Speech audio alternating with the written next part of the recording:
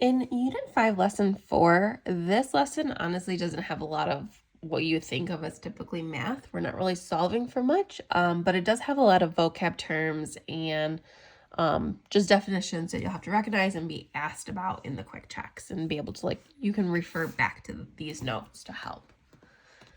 So first of all, when we talk about something being inscribed, so it says to draw within a figure so that the drawing inside touches the figure in as many places as possible.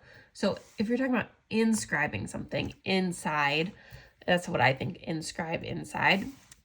This circle is inscribed in the triangle. So we can write that. Circle is inscribed.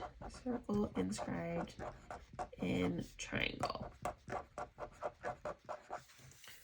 So the circle is inscribed inside the triangle. Okay.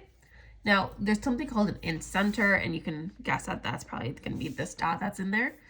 The incenter is the single point in which the three bisectors of the interior angles of a triangle intersect.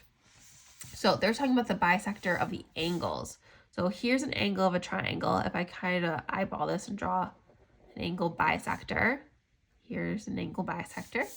Same thing here. I'm going to cut this angle in half. Angle bisector. And then I'm going to cut this angle in half. So that's an angle bisector. Then all those angle bisectors meet at the incenter. So this point right here is the incenter, where all those angle bisectors meet. And that incenter happens to be the center of the circle as well. Now, some facts that we can use for inscribed shapes and the incenter.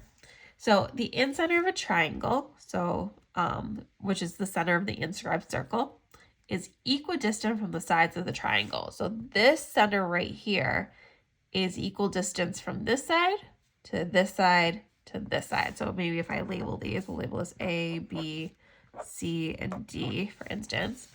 I could say that AD is equal to BD, which is equal to CD.